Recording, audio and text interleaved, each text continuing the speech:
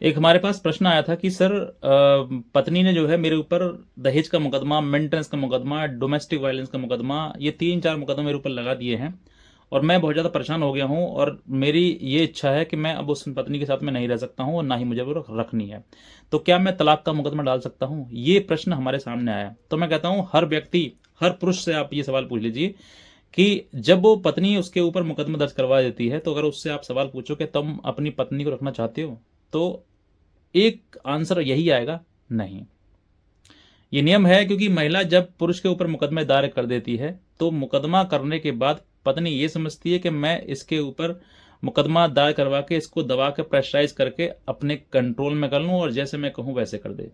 अब वो हो सकता है कि डुमेरी जो एलमनी है, पैसा है, उसकी मांग हो सकता है घर में रहने की मांग हो या कोई मांग हो, लेकिन जैसे ही उस पुरुष के ऊपर प्रेशराइज किया जाता है, उसके ऊपर प्रेशर बनाकर तमाम झूठे मुकदमे दर्ज करवाए जाते हैं, क्योंकि ये ऑनरेबल सुप्रीम कोर्ट ने भी कह दिया है कि आज के टाइम में शादी लेन देन जो है वो एक व्यापार बनकर रह गई है। सिर्फ और सिर्फ शादी करी, व्यापार किया और शादी खत्म कर ली।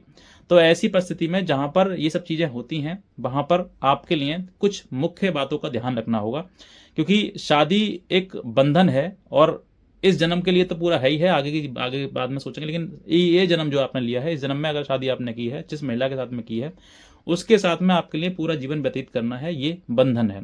अब यहाँ पर महिलाएं मुकदमा करती हैं, उसके बाद पति यही कहता है कि मुझे अब पत्नी को नहीं रखना है। तो ऐसे समय पर देखिए, ये एक चीज आपके दिमाग में जरूर आता है कि सर मेरे ऊपर मुकदमा कर दिया, अब मैं अपनी पत्नी को रखना नहीं चाहता हूँ, तो क्या मैं तलाक का मुकदमा डाल सकता हूँ? देखिए, तलाक के मुकदमा जो है वो आपके लिए एक ऐसे है जैसे कि आपने उसके द्वारा लगाए हुए आरोपों को सिद्ध कर दिया हो। मैं एग्जाम्पल बताता हूँ, उस चीज को आप समझिएगा। जब आप समझेंगे तब आपको लीगली रूप से पता लगेगा कि हाँ वाकई बात यही है। देखिए, पत्नी जब भी आपके अपने मुकदमे लिखवाएगी, चाहे वो दहेज का लिखवाए, मेंटेनेंस का लिखवाए, डॉरी का, डोमेस्टिक वायलेंस का लिखवाए, किसी का भी मुकदमा लिखवाए, उसमें यही कॉमन एलिगेशन होते हैं कि मेरे पति मुझे मारता है, पीटता है, दहेज मांगता है, घर से बाहर निकाल दिया और दूसरी शादी करना चाहता है और मुझे रखना नहीं चाहता है।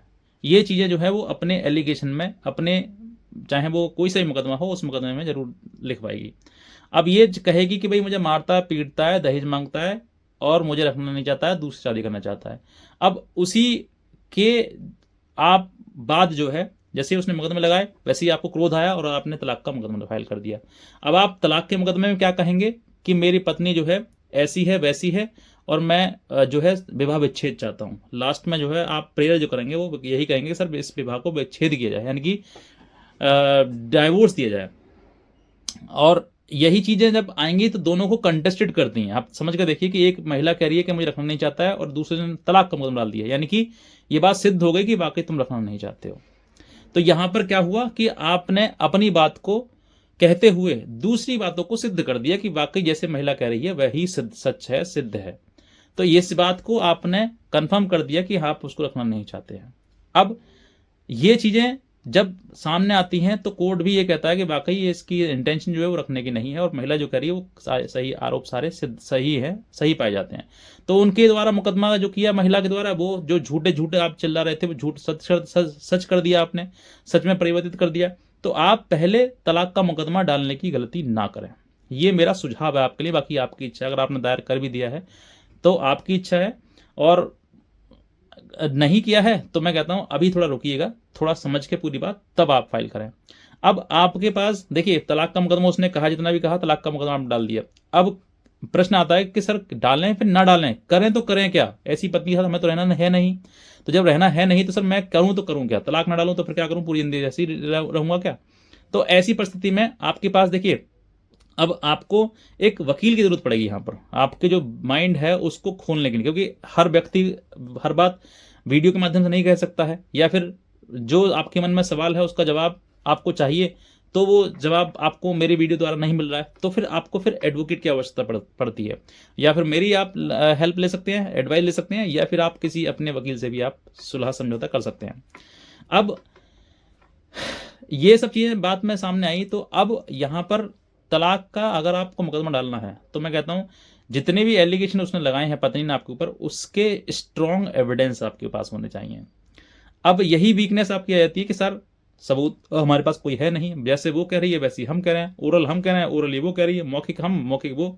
तो फिर अब क्या है, आपको, आप पुरुष हैं, आप समाज को देखिएगा कि सबसे ज़्यादा पुरुषों को ही कहीं ना कहीं दबाया जा रहा है, प्रताड़ित किया जा रहा है, पीड़ित किया जा रहा है, चाहे कानून के द्वारा हो, चाहे समाज के द्वारा हो, चाहे कहीं और किसी और व्यवहार के द्वारा हो, क्योंकि कानून महिलाओं के लिए ज़्यादा है, पुरुषों के लिए एक बना हुआ सेक्शन 9 का मुकदमा। तो उसकी मैं बात नहीं करूंगा आज के टाइम में। तो जब देखिए, जब आपको पता हो कि मेरे पास सबूत भी नहीं है और महिला के लिए साथ में नहीं रहना है और उसके मुकदमा डाल रखे हैं तमाम, और बहुत सारी चीज़ें बातें आपके सामने आ रही हैं, तो फिर आपके लिए एक और ऑप्शन है सेक्शन 10 का। आप सेक्शन 13 यानी कि तलाक का मुकदमा ना फाइल कर सेक्शन 10 फाइल कर दें। क्यों? क्योंकि उसने मेरे पर मुकदमा दर्ज कर दिए हैं बहुत सारे, तो अब जो महिला मेरे पर मुकदमा दर्ज करा रही है तो फिर और मेरे पर मुकदमा दर्ज ना करवा दे, इसीलिए मैं उससे अलग रहना चाहता हूं। बस इतनी ही बात, इतनी ही प्रेयर, इतनी ही अपनी प्रार्थना जो है कोर्ट से करनी है कि सर मुझे अलग रहने का रास्ता दिखाया जाए और मुझे अलग रहने का मेरा अधिकार दिया जाए, क्योंकि आपका सेपरेट रहने का आपका अधिकार है।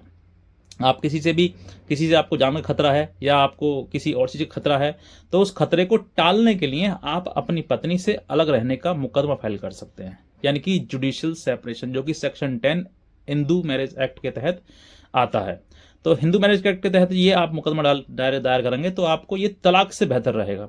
जब ये मुकदमा तलाक ये कंफर्म हो जाएगा, आपको मतलब जुडिशियल सेपरेशन आपको कोर्ट के द्वारा मिल जाए, क्योंकि जब इतने मुकदमा दायर कर दिए गए हैं तो पत्नी की साथ रहने की संभावना तो आपके साथ है नहीं, तो जब साथ रहने की संभावना है नहीं तो आप जुडिशियल सेपरेशन का मुकदमा डालकर सेपरेट हो सकते हैं। जब सेपरेट हो जाएंगे आप, तो साल 2 साल बीतने के बाद लंबा समय हो जाता है, तो और पत्नी को भी जरूरत नहीं है आपकी और आपको भी उसकी जरूरत नहीं है, तो कहीं ना कहीं यही जुडिशियल सेपरेशन की डिग्री आपकी तलाक में तब्दील हो जाएगी कि सर 2 साल का समय हो गया, ये जुडिशियल सेपरेशन का आपका पूरा कंप्लीट एक डिसीजन का ग्राउंड ही बन जाएगा कि सर 2 साल का समय हो गया या 1 साल का समय हो गया, अब मेरी पत्नी मुझसे मेरे साथ रहना भी नहीं चाहती है, तो मुझे अलग क्यों ना कर दिया जाए, डाइवोर्स क्यों ना दे दिया जाए। तो फिर आपको ये चीज़ें कंफर्म हो जाएंगी कि हाँ पहले मतलब काफ़ी साथ रहने का प्रयास किया, पत्नी ने मुकदमे किए और उसने जब वो साथ में रहना ही चाहती है तो फिर जुडिशियल सेपरेशन हुआ और सेपरेशन अलाउ कर दिया कोर्ट ने, अब डाइवोर्स भी अलाउ कर दिया जाए।